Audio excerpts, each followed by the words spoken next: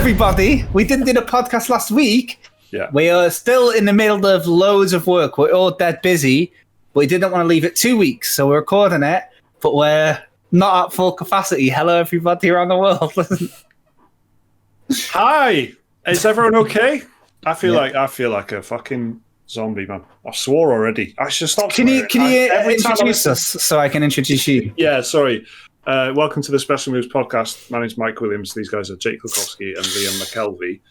I just want to be the first to say BAFTA award nominee Mike Williams. It's a Welsh BAFTA, but brilliant. Don't do that. I really loved your work in Homeland. Absolutely knew it. You know what I mean? Anyone that watched Ghost Fishing, they knew. Do you know what I mean? That's a little throwback for the heads. The Ghost Fishing is where it all began, man. I know.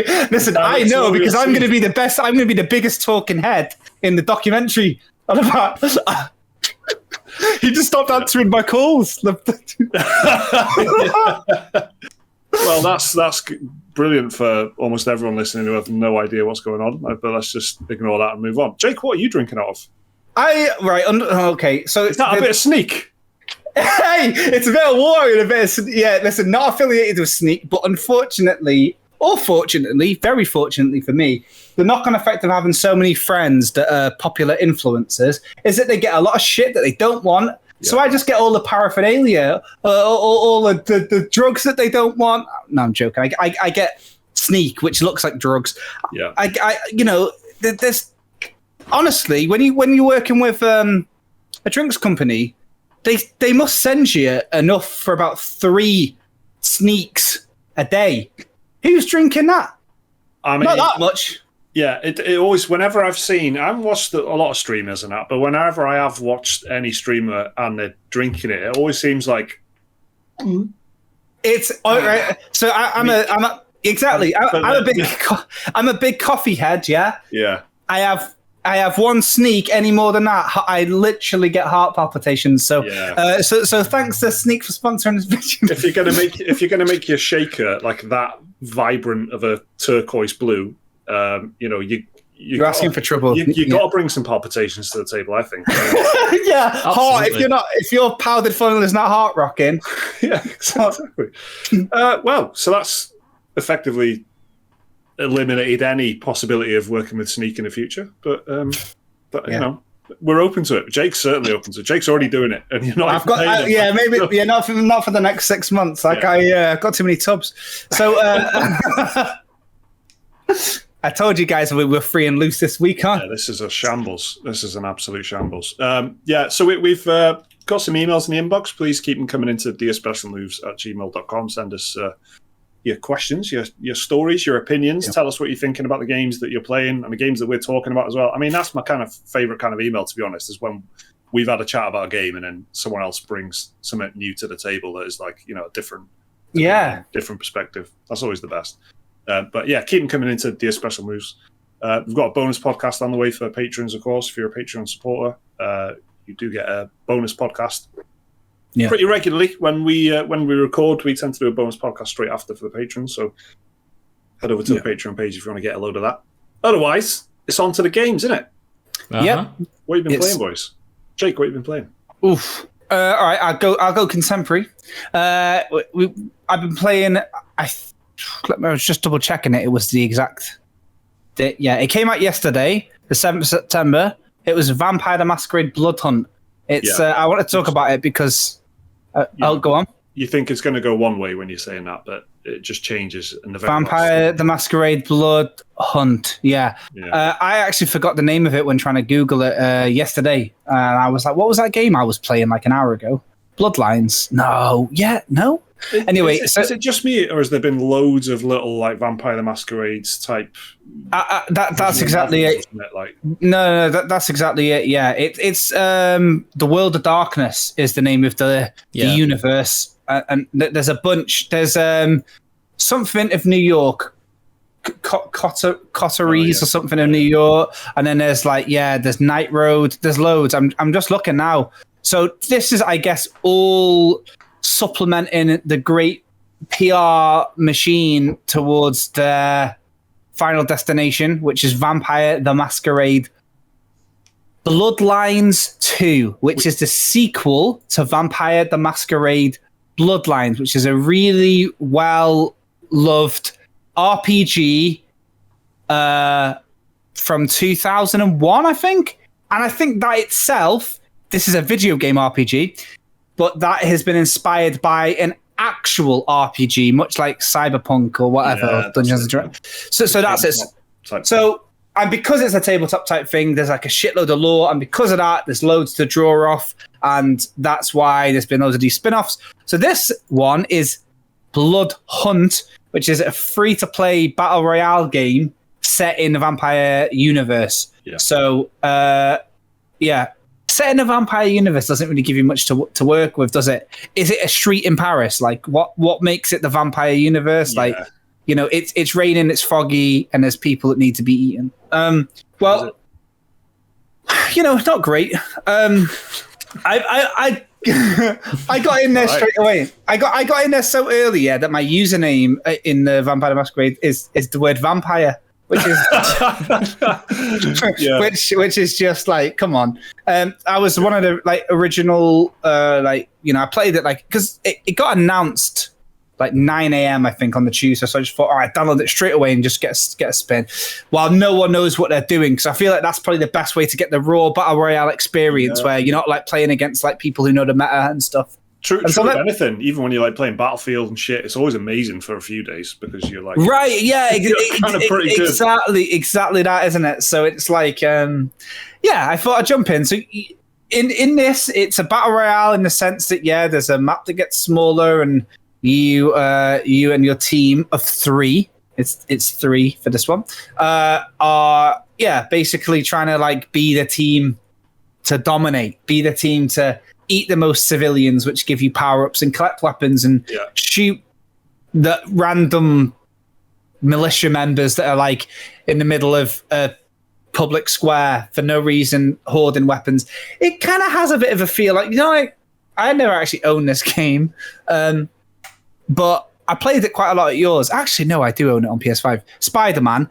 When you're like swinging around from the roof and you look down and you just see like these random men with guns just like lurking about. There's a lot of that in this game. You're on a roof a lot because you've got this climbing mechanic where you can literally just hold, jump, and forward, and you just pounce up onto the roof. So most of it, and obviously that's the high ground. So you're not going to be the one on the floor, right? You're going to be the one on the high ground if you're going to be battling other players as well as NPCs and things.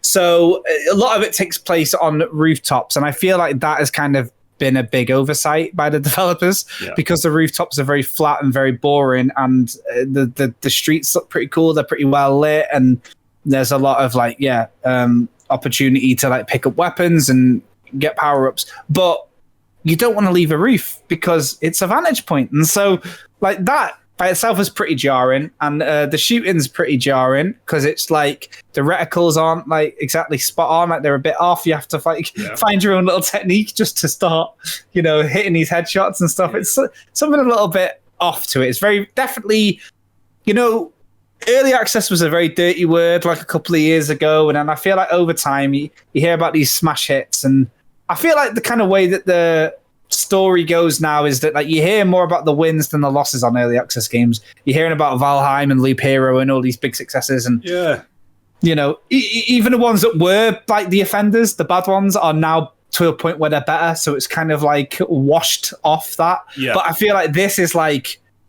when I say an early access game, if you've still got that mentality from a couple of years ago, your expectations are probably in line for what this game is. So it's free and it's pretty lightweight. I think it's like 15 gig or something. So I downloaded it.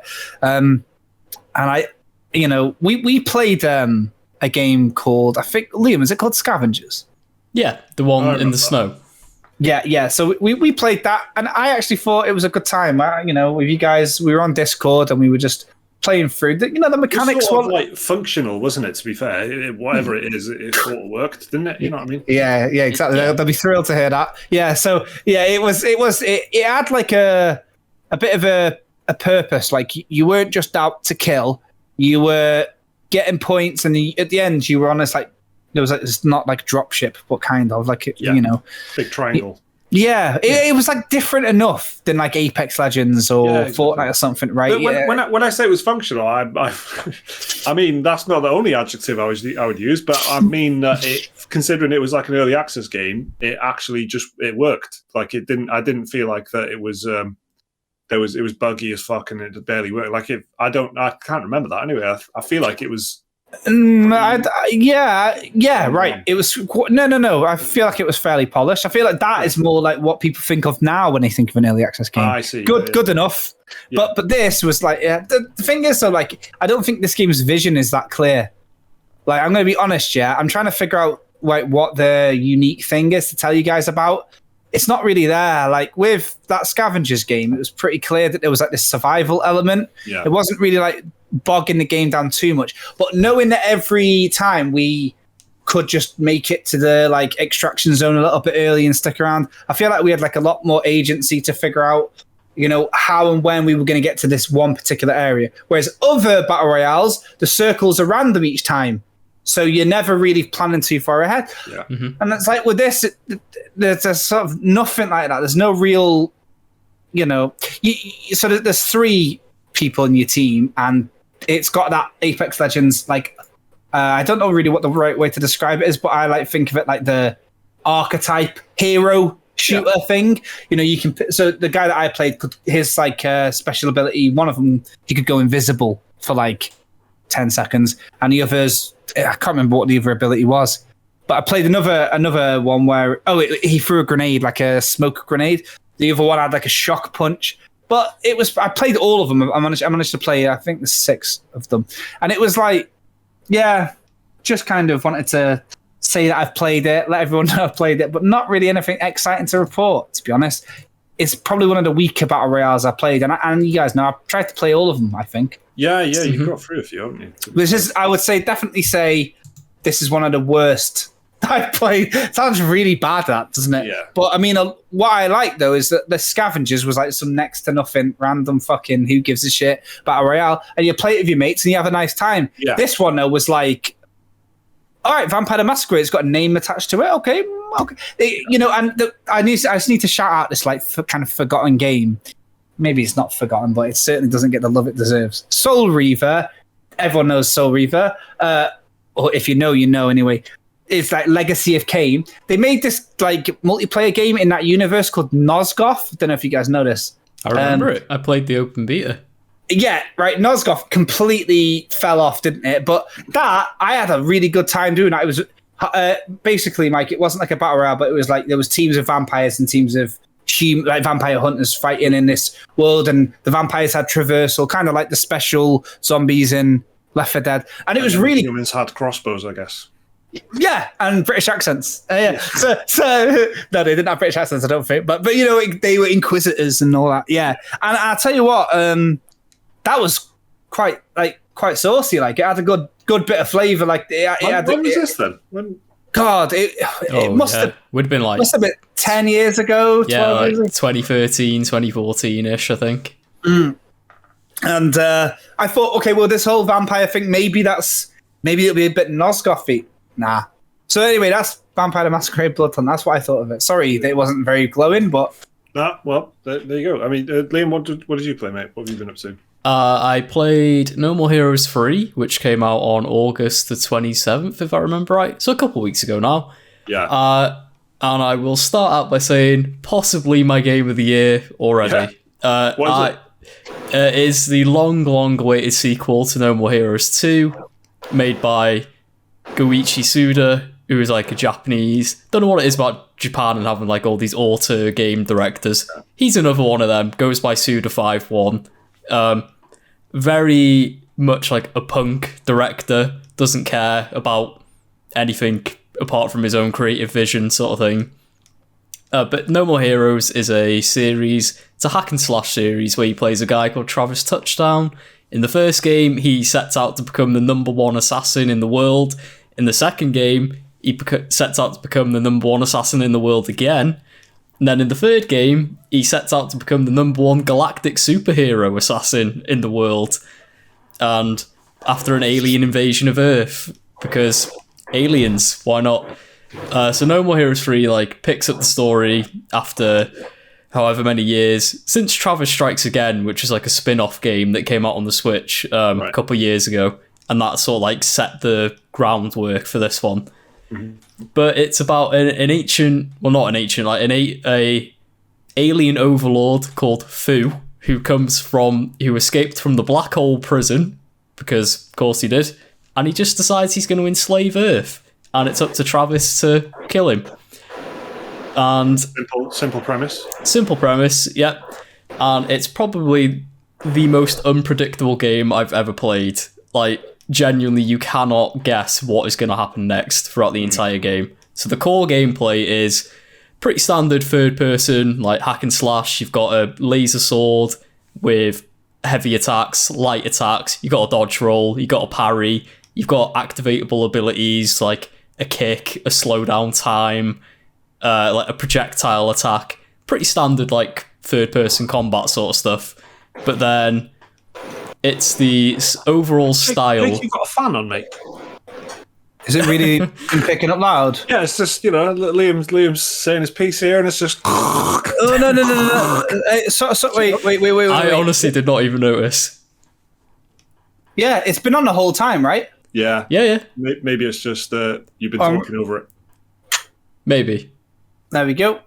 All right. I just want to let everybody know, according to here, it's 31 degrees. Yeah, it is very hot. It's very hot.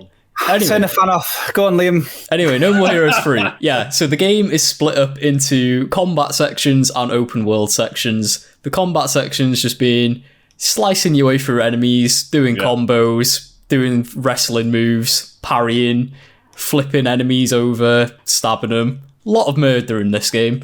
Yeah. And then there's the open world sections where in between you can do side missions, go after collectibles, explore the world a bit.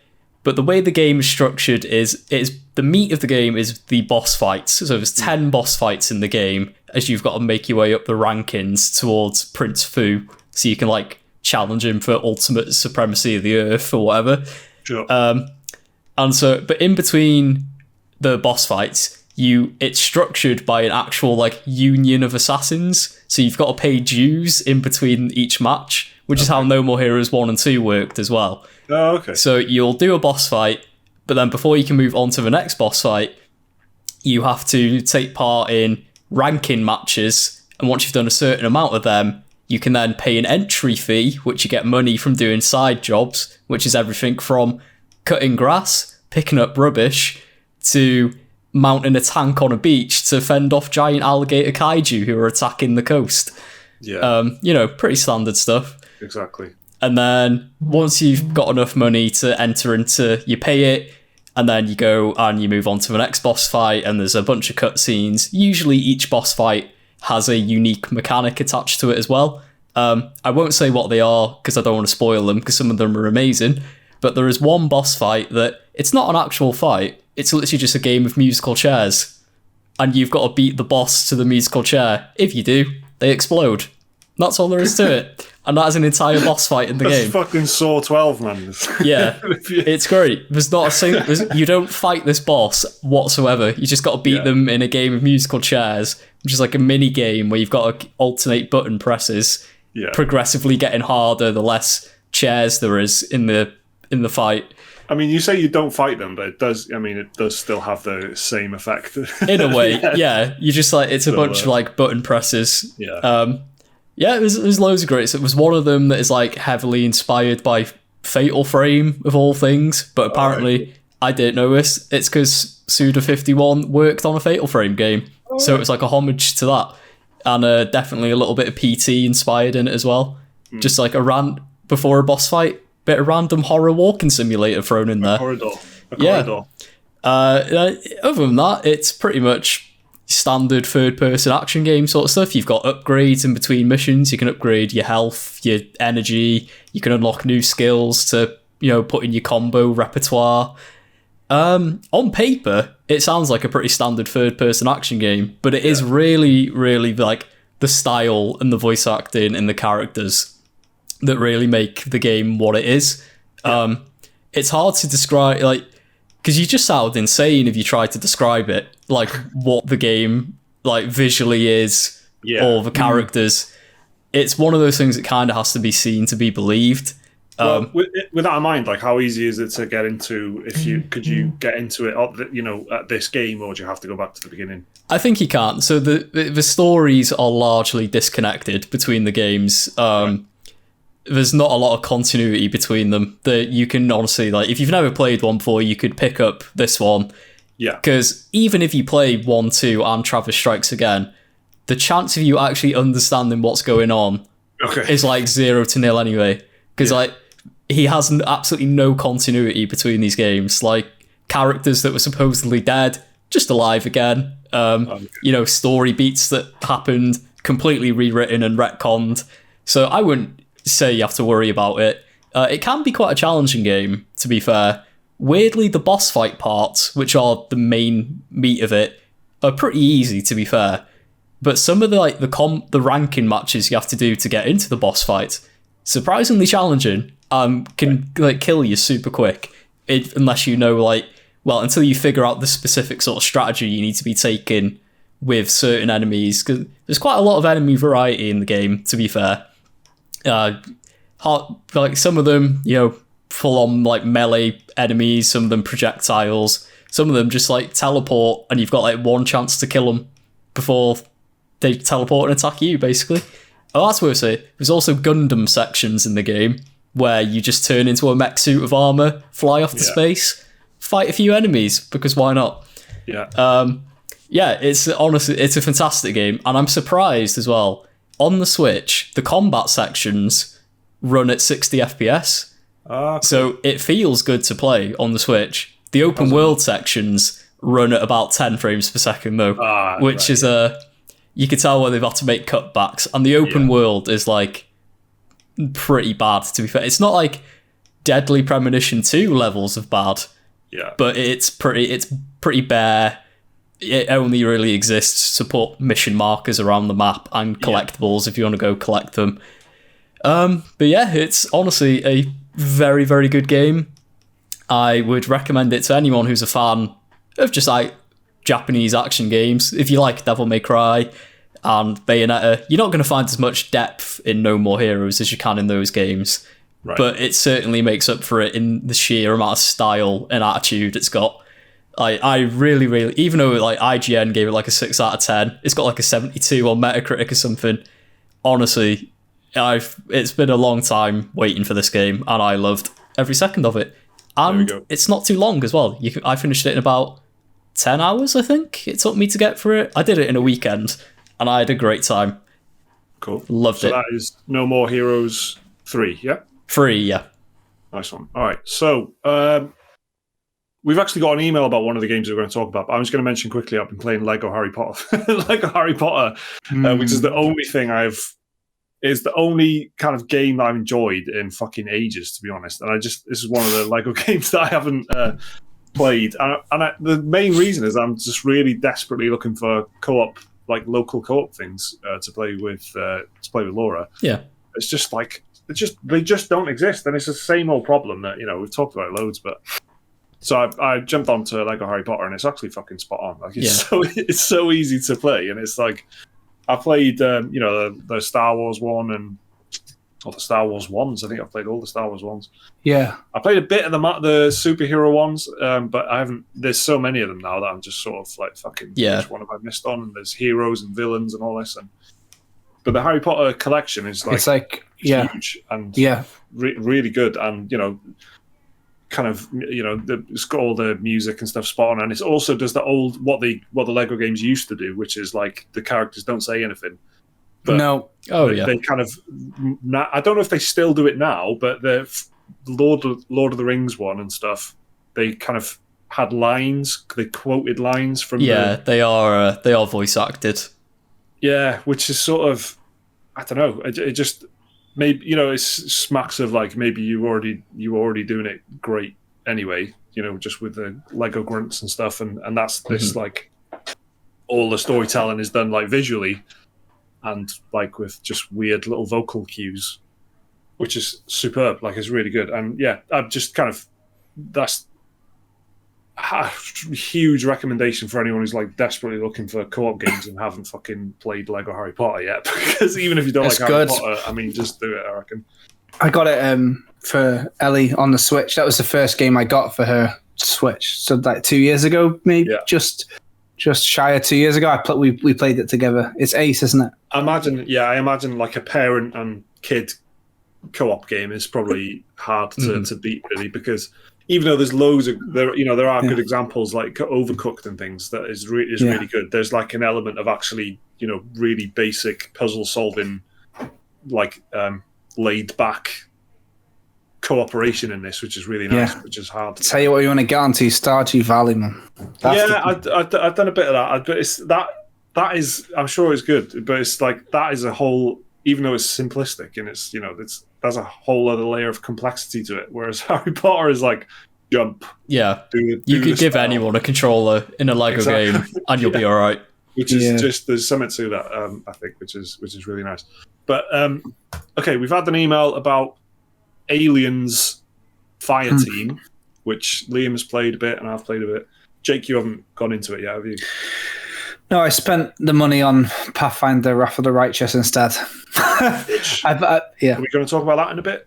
Yeah, we can talk about that in a bit. Yeah. We can talk all right, so let's do this email then. So this email is in the Dear Special Moves inbox, dearspecialmoves@gmail.com. This has come from Ganj Anvazod, which is a good name. Nice. Basically this, Dear Special Moves. I'm a listener from Pretty Good Gaming Days and a second-time emailer. My name is Ganj. I'm originally from Tajikistan, but I currently live in Pennsylvania in the United States. Nice. I've got two things I'd like to throw out there. Number one, Aliens Fireteam. While it would be cool to shoot aliens on paper, do you guys think this game has much staying power? The reason I'm asking is because, well, there's only so much you can do. Same setting with limited enemy types. I think it will take off well due to the large fan base of the series, whereas in comparison, an original IP, such as Remnant from the Ashes, delivers much more, like a squad of 3, amazing gameplay, various settings, and enemy types, plus it's not even a full-price game. The second thing is Tormented Souls. Super quick note on this one. Does it give off Nightmare Creatures 2 from PS1 vibes to anybody else? That game creeped me the hell out as a kid. Cheers. Tormented Souls. Yesterday evening, actually, I played the demo of Tormented Souls on a PS5 after I saw, I think it was an Easy Allies video about it. It is very old school survival horror. Like a weird mishmash of Resident Evil and Silent Hill. It's got the B-movie vibes of Resident Evil, but the sort of creature design of Silent Hill. Although you can tell it's very much like a low-budget indie game. But it pulls off the survival horror well. Yeah. Apart from the main character in the game who looks like someone's just made their waifu into a game. P-Cube, who are the publisher, they are like the waifu peddlers. They really are. Yeah, so maybe that's why. Yeah, I'm sure that's not on that. But honestly, for a game that was $15.99, I didn't buy it, I only played the demo. I was surprised how well it captured that old school PS1 fixed camera angle vibe to it. I was just talking about this recently. Like that is something I'm fucking big on at the moment. Like I want more of that, and I want it done well, obviously, but that's hard to ask. But all right, and then Aliens. So this is the how do you describe these games? Like they're because it is a thing, isn't it? You know, like co-op shooter. I always say like Left 4 Dead. Horde shooter. I don't know. Yeah, that's good. Dead and World War Z. Yeah, good. Like Aliens really reminds me of World War Z quite a lot. Vermintide, yeah. Yeah, World War Z is probably it's third person and whatever. It's set in the Alien and Aliens universe, where there's loads of aliens coming out, and so that means like this. If you're into that like world and the sound of the flipping pulse rifle and the fucking the what do you call it, the scanner thing that scans the aliens and all them like sound effects and the visual, just the corridors of alien-y looking corridors and stuff. If you're really into the universe, I think you probably will enjoy it to a certain degree. But we haven't played it together yet, have we? No, not yet. So we'll see. Yeah, maybe there'll be more to come on that, but it's just yeah, I haven't even really seen stuff about it online, to be fair. I haven't seen much on it. I just now found out that the guy who did the soundtrack did the Banner Saga and Journey soundtrack. Austin Wintory, he's good. But yeah, soundtrack is good. Like the sound, like, you know, menu music and all that sort of stuff. There's good things about it. Like it just doesn't have that like that level of, you know, sort of AAA sort of fucking game feel. Is there, you know, like that feeling of the fucking axe coming back to your hand in God of War.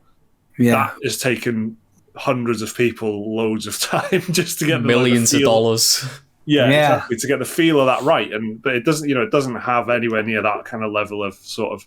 It feels like pretty standard moving a crosshair around, and the shooting is all right. Yeah, it doesn't have that like Destiny or even anything near that sort of feedback.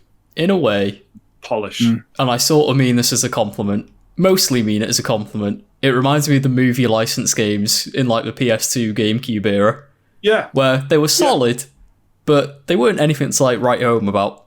Yeah, it is solid. It is solid. It's but you know, and I'm saying that as someone who, you know, I absolutely love Alien, and you know, Aliens is great, and I just like the world, the setting, and it's just I think that it comes down to those two things, like how much do you enjoy Alien, but also are you playing it with your friends, which is true of all of these fucking games.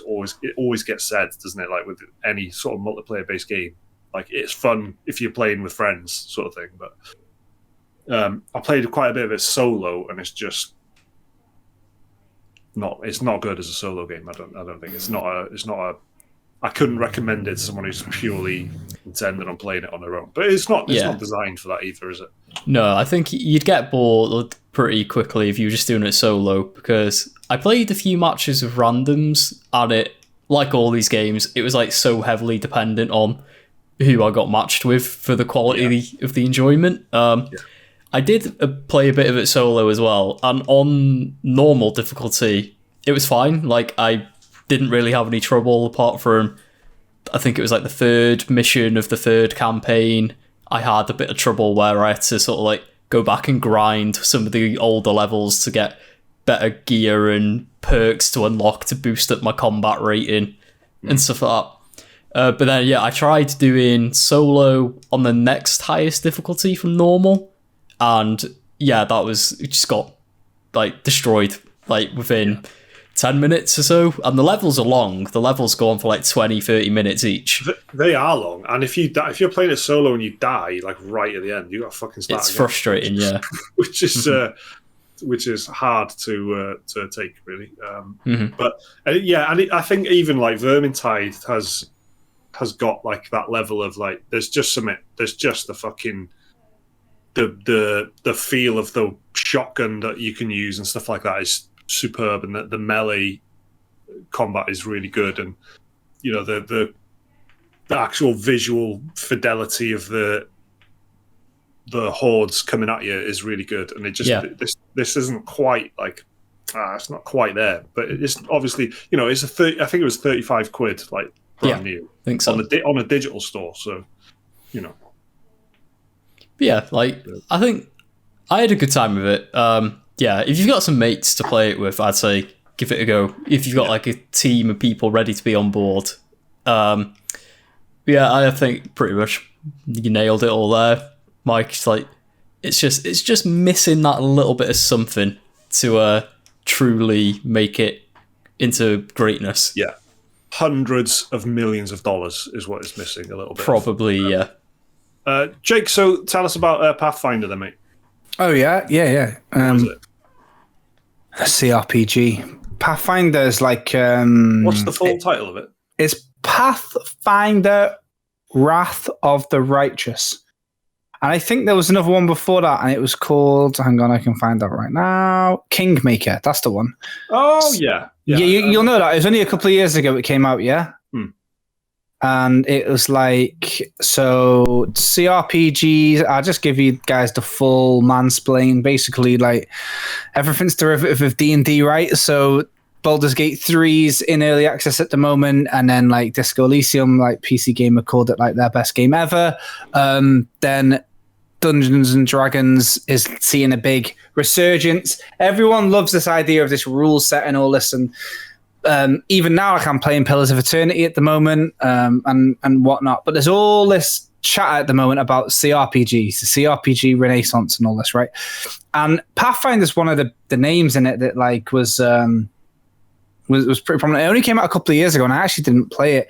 This was like more of a throwback, though. Pillars was like a throwback, and then Pillars 2 was something new. Divinity was something a little new. Baldur's Gate is again quite new. Disco Elysium, but this is like Fallout 1, Fallout 2. And it's actually based on... So Pathfinder is actually like a tabletop role-playing game, which is, again, it's like a mod of... It's like a homebrew. It started off as a homebrew of D&D 3rd edition. So Dungeons and Dragons, basically like there was the OG Dungeons and Dragons in the 70s, and then like a couple of years later, the 2nd edition rolled all the way through till 2000s. Then it was his 3rd edition. Yeah. And then... like the one that's like really popping off, the D&D that whenever you know, Critical Role and all this really big, you know, a boost of D&Ds because of this new one. But his 3rd D&D just is a bit of a random one, like the teeth out the Millennium. Like what good was happening in the Millennium? But they turned it into its own system called Pathfinder, and it's done pretty well. So this is like, this dead self-serious CRPG, right? This Kingmaker. So then Wrath of the Righteous is the sequel to that, which is kind of like a Divinity Original Sin 2 to a Divinity Original Sin 1, where you don't have to have played the first one to... So I thought, I'll jump in. And I saw that it was getting a bit of criticism online for having a sense of humor as well, which is, I think, that it's mostly positive, I think, on Steam, or it had been recently. But then, the bad reviews started trickling in saying, like, it's annoying that there's humor in it. And so I was a bit more intrigued. So I checked out a couple of streams and I jumped in. So I've got to tell you, I am not that far into the game, and about 40% of my time was on the character create screen. And I'm not like that. I'm not like that, am I? You guys know. No. I'll bust through on the default preset. Yeah, well, you like to call your characters vampire and stuff like that, don't you? If you're given the opportunity. Hey, get me in there. I don't give a shit about my eye color and all that. Just get me in the game. Character 1. But default hero name, innit? Yes, yeah, first name, surname, innit? So I'm in there, and I... like, you know, what am I bothering? I'm just getting, but on this, I was taking it so seriously. I was like writing shit down on my phone. Why is that then? Because it's like seems really important. This one seems like a CRPG that's really like based on a system. Whereas like and I can confirm I was right, by the way. Like Divinity Original Sin 2 is kind of like, pick the character that you think you want to be, then you'll get into the game and you'll start having a little play around and really receptive to how you play, and then you'll realize, well, maybe I actually like this skill, and then you can just give yourself that skill when you level up, and you can become this like really blissy little hybrid of like ranger and wizard, or ranger and that, and you can make it work, right? Yeah. And then if you don't make it work, there's lots of opportunities for you to respec and rechange, and you know, you can literally respec in between missions if you want. But Divinity is really about you being in that world and you engaging with the world based on your feelings as a player. Whereas I feel like this is like one of those typical situations where your entire 80 hours inside this game is going to live and die on the decisions you make before you've even played the game. Yeah. And I feel like that's such a pitfall for these CRPGs and these big RPGs. You know, they front load you with all this bollocks. Like, which goddess do you fucking want to... The goddess of Arcana? And you think, I don't know. And then it's like, cool, all right, you picked her. So which region was your dwarf from again? Was he from the foothills of Dwynware? Or is he from some... And you're like, I don't know, I've not been there yet. Like, so, anyway, but I thought for this one, I'll try and replicate the experience of somebody who takes it seriously. So I sat through and I was reading... Role-playing a role player. That's fucking, that is something. Meta. That's meta. The publisher's called Meta Publishing as well, which is funny. This is too much meta for one. So I'm going in and I'm reading and everything like that. Do you know what's so fucking? This is I'm building this up for a reason, yeah. So I'm proper going in, and it's like, all right, cool. So you want to be a healer? You want to proper going in? I'll be a cavalier, somebody who can like ride a creature into battle, and I like the idea of an animal companion, but not like a ranger, like your typical ranger trope. Like getting on, and the cavalryman. That could be me, but I'm a dwarf. Okay, so I'm going through and I'm looking at the lore. Oh, I can pick my little animals. Do I want a horse? Well, that doesn't seem to fit the 20 minutes of preliminary reading I've been doing. I'll go for an elk. Yeah, exactly. I thought I'll go for an elk. A bit elven, bit off type though. Yeah. But my backstory comes from that. I reckon you want a good boar. You want a good boar for a dwarf, don't you? Boar is a great idea. I was going to go for bear, something like that. Boar, yeah, but I thought, no, because based on the story that I've written for my little character, all these little options. Yeah. So I'm meticulous, guys. I go through this whole thing, yeah. Then I get into the game, and then I click on the fucking elk, and it's like, your character needs to be the elk needs to be 1.5 times your height for you to ride it. So I spent 40 minutes in character creation to spec out a cavalier, and then at no point does the game tell me this until I'm in the game. And I can't even ride this fucking So I'm a horseman by all means. Apart from I can't ride my horse, and my horse is an elk. You're not a man. I know I'm not a man. Yeah. So that's how character creation went for me. Horrible experience. Fuming, absolutely fuming. So yeah, that just made me laugh. After all this reading, and all these little nerdy little things like that, which probably like if I had a DM over my shoulder, like there to guide me, I would have done it. Yeah. But no, it's just standard fare. Like you are the chosen one that's rocked up to this village. Demons have risen hell out from the ground, and you need to literally lead a crusade against these demons. Like, I mean, when I say literally lead a crusade, I mean literally lead a crusade against the demonic blight that is taking over this imaginary land that I've already forgotten about. It's got 84 on Metacritic. Like. Yeah. But by all means, like, and do you know what? Yeah, it would be higher if the only people reviewing it like these types of games. Yeah. And what I'm trying to say about that, obviously, is it's a good example of what it's trying to do. Mm-hmm. If anyone listening, if you're into this type of shit, this is for you. And like, if you're into the D&D character sheet bullshit, and you're into D&D, maybe not third edition, because who is? But you'll be looking at it, and you'll go, I fancy that, and then you'll click on it, and you'll go, yeah, it's good. It has got a lot of serious stuff in it from what I've been playing, but there's a humor in it, but I'm yet to find it. So I'll report back on it after I've had a good spin on it. I might re-roll, play somebody that is actually fit for purpose. I'll just go for a fighter or something. But just wanted to bring it up because it's brand new. Like it came out like last week. And it does sound all right. Like to be fair, it's like you said yourself. It's like you're either into this sort of thing, you're like really into it, or you're not in it. So. Yeah, exactly. And I think that's the thing that's been so funny about it. Like the two biggest hits are games that have just broken out of that. Like Divinity Original Sin 2 is probably a good, like the best place if you've not played a game like this to start.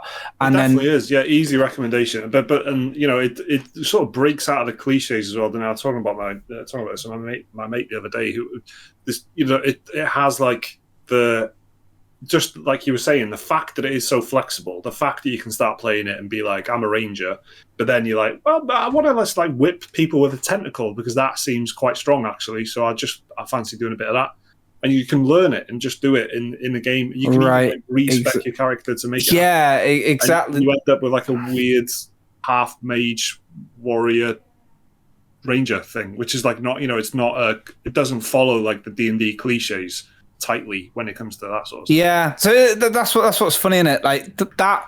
And again, Disco Elysium, which obviously isn't in a wizardy world, but is the biggest success stories of the genre, and they're like revisionist, if you know what I mean. Yeah. Whereas this is more just traditional. So but it seems like it's got like the budget seems there, like it's voice acted, like the music seems good, and just. It was a bit of a, it's a risky 40 quid to spend on a game when, even if you're a fan of the genre, you're not beating Disco Elysium, and Baldur's Gate is playable. It's in early access, so you're trying to keep your powder dry probably till launch. But that's probably the issue. The name, like the brand as well, is not. There's probably like a pecking order of things that you'd recommend before this to anyone. So right, you come into this if you've like properly fucking got the you've dried out the well looking for stuff. Yeah, and it seems like it's a good feast. Like it seems good. So I'll be back with more on this hopefully. Hopefully, right. Like I'm going to die halfway through this. So that is Pathfinder. So let's do the new releases for this week. I'll just do a quick mention actually for No Man's Sky, which has had the fucking update, which I sparked up on a PlayStation and I immediately put it off because I just wasn't in a mood. But it's got the after like 5 years or something. Yeah, it's got. Let me have a look at it. Mostly positive. Mostly positive, which is mad. Like how important that is to the actual. I'm only bringing this up because Sean Murray has tweeted about it loads, and it obviously is really important to them. But yeah, it's moved from mixed. Well, initially mostly negative, I guess, to mixed, and then finally mostly positive. So I'm saying finally because Sean Murray explained that like every percentage increase, it gets like exponentially harder to move it up because the number of reviews is still going up. So the percentage, it's getting more difficult to add that 1% every time. So the fact that they've like tipped over into their mostly positive is like fucking, is probably what a story. Like, oh yeah, yeah. I mean, CD Projekt, they're just looking at that and just fucking weeping at the moment, aren't they? They're better off doing The Witcher 4, Yeah, well, yeah. But this is everything. This is like a life's mission type bullshit. This isn't it? Yeah. It's years chipping away at this and fucking great. Yeah. That, of course, is coming off the back of the big, gigantic update that they added with settlements now. Yeah. I don't know if you saw. So, the imagination to constantly come up with shit like that as well, where it's like, well, what can we do now? Towns, just like little towns, I suppose, full of aliens where there's like settlements, and it's a crazy like, there's always something. There's always something around. They're coming up with some new stuff all the time. So fair play to Hello Games. So should we do the new games? One thing to note, it's not a game, but obviously the day that this pod goes out, Thursday, it's Sony's big summer slammer. Sony and PlayStation didn't really have a presence at E3 or Gamescom this year, right? They didn't do much. They weren't like Xbox and Bethesda or Nintendo. So this is like their one. And that is the same day. So that'll be Thursday. So almost definitely next podcast will be mentioning that. We'll all be up in arms at the announcement of Silent Hill or, God of War 2 gameplay or whatever. Dino Crisis remake. Exactly. Inevitable. So just wanted to bring that up, yeah. Yeah, no, good shout, definitely, because there'll be loads of, hopefully there'll be loads of new stuff. Also, it's not a game, it's an open beta, or the beta that is kind of open but isn't really open but is an open beta for Call of Duty Vanguard for exclusively for PlayStation. Yeah, it's definitely big enough to mention, isn't it? Even though there's all these like weird caveats. Caveats exactly. But I'm sure you'll see some gameplay online after that if you want to check it out. But Call of Duty going back to World War II. Yeah, well, again, I didn't even fucking see this. Like I didn't even know that this was a thing. So you guys said this earlier, and I did think for a second you were talking about a new app. Or a season of Call of Duty Warzone or something. Right? Well, to be totally brutally honest, that's exactly what this is, isn't it? It's the newest season of Call of Duty. You just have to buy £60. Yeah, it comes on disc. So this is happening on the September the 7th, I think, isn't it?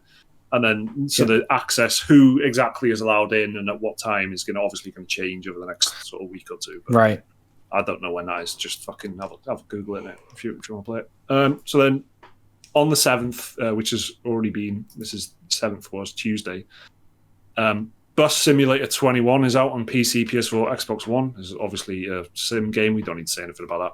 Chernobylite is out on PS4 and Xbox One. Is it? This is a survival game, which did kind of catch my eye. I've got to be honest.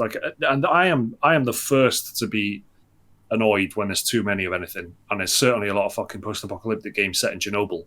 But I want to know about this. I want to know. Okay, I want to know about it. I want to read the reviews. I don't think I'm going to buy it. No, like glowing, but it's a man in a glowing. It's a man in a gas mask. Yeah, it's a man in a gas mask. Yeah, exactly. But I don't know. There's just some. You don't need it. I don't need it, and I wouldn't play it anyway if I bought it.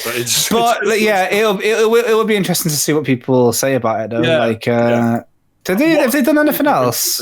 I don't know. I don't know the company at all. The Farm 51, is it? Is that right? Or they did Get Even in 2017. I've played that. Yeah, Bandai Namco published it, but these guys developed it. Can you remember anything about it, Liam? It was a first-person stealth shooter with a bit of investigation mechanics. It was okay.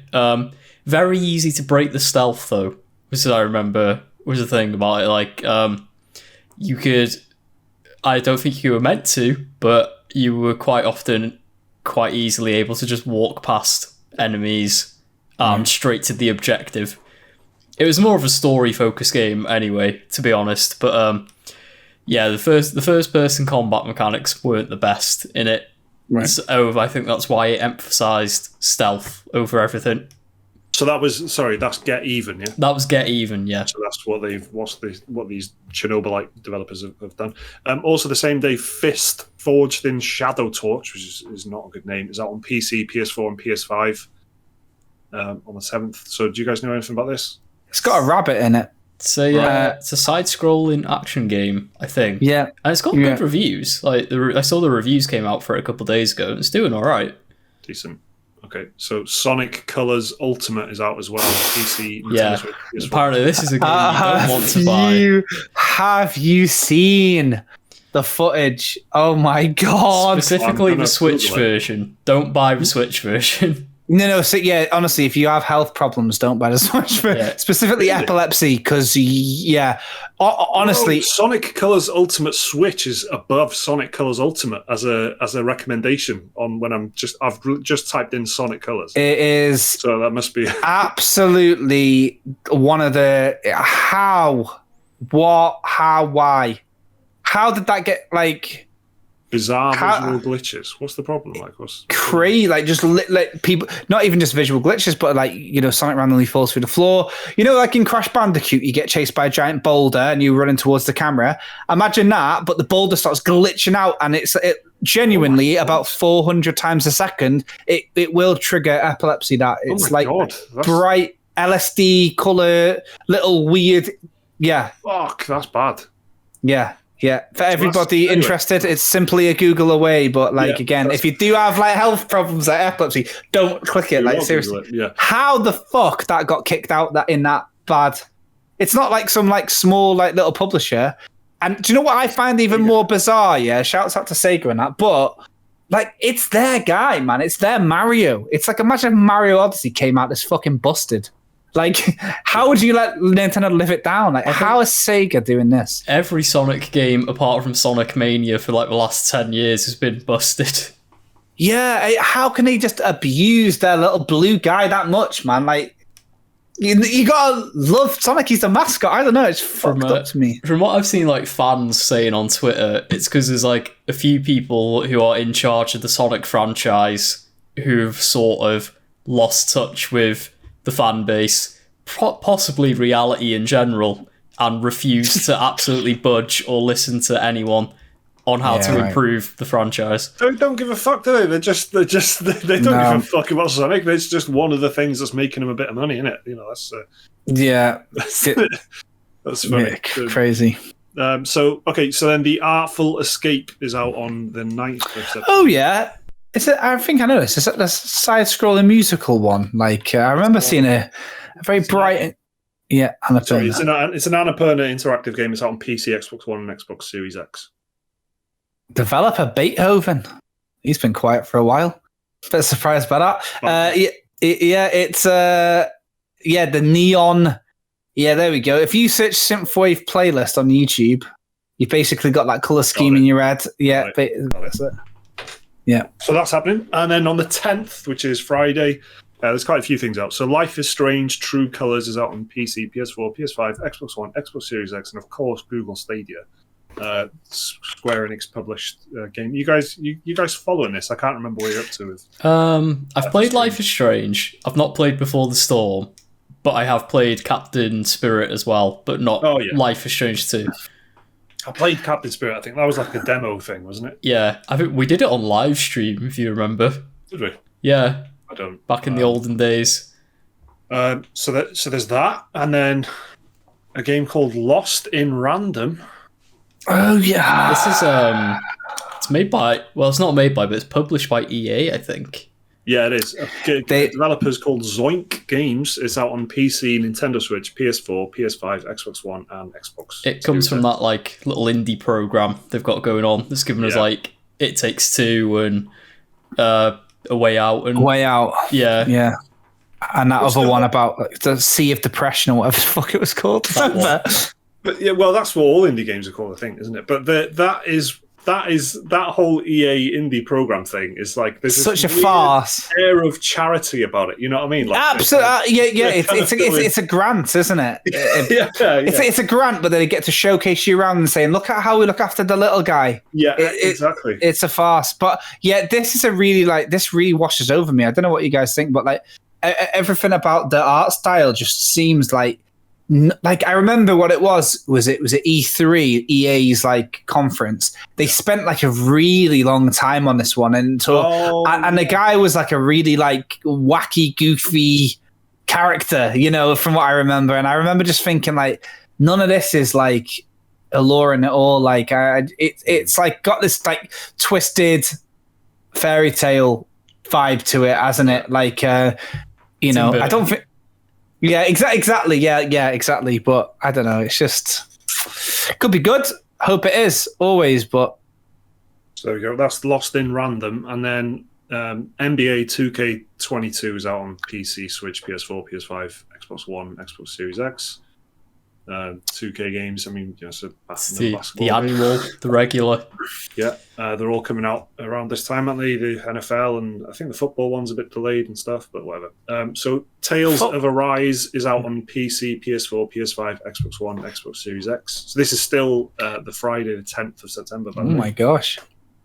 Long-awaited soft reboot of one of the longest-running JRPG franchises in gaming history. I think it's getting really, really good reviews. There's a demo out if you want to play it. I played the demo. I like it. It's an action RPG. It looks fantastic visually. It's using like Unreal Engine, and oh boy, it's using that engine pretty well. I think I'm gonna get it. You know, like usually I wait until Tales games are on pretty deep discount because I'm pretty hit or miss on the Tales games, but I quite liked what I played of this one, and it's got an 88 on Metacritic. So yeah, the reviews are flipping great. I'm going to give it a shot. Nice. Okay. What did you play the demo on? Sorry. PS5. I might do that. I might give it a spin. You will hate it, Mike. Look, I won't then. So that's the power of your word, Liam. Forget it. Is what I said. How much do you like doing randomized JRPG battles, but every time you press a button, the characters all scream what move they're doing at the highest volume they possibly can? I mean, you've nailed it, Liam. You've nailed it, mate. Now do that for 50 hours. You got the full game. Forget it. Right, WarioWare Get It Together is out on Nintendo Switch, which is I guess what a good name. A party game, would you say? Yeah. Just an anthology. I don't know. What's the right mini game collection? Yeah, that's it. That is a good title, yeah. WarioWare Get It Together. It's a good title. I love the WarioWare titles. Yeah.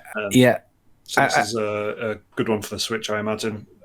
Again, out on September the 10th, which is Friday.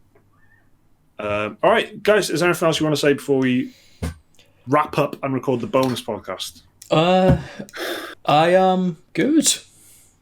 Yeah, no, nothing really. Let's just hope that we get a Silent Hill tomorrow. Jake, you've just gone red, mate. Are your shields down or something? Like, what's going on there, man? The blazing heat with no fan. I've just Yeah, the fan's overheating. I've been trying to keep it together. Yeah, I'm using integrated graphics now. Or you've just been casting a Nicholas Winding Refn film.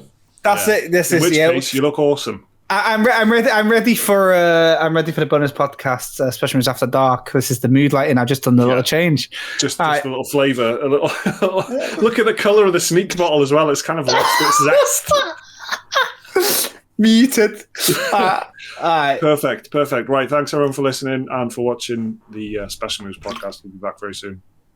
If you're a patron, check out the bonus podcast, which is coming in a few days' time, probably. Bye.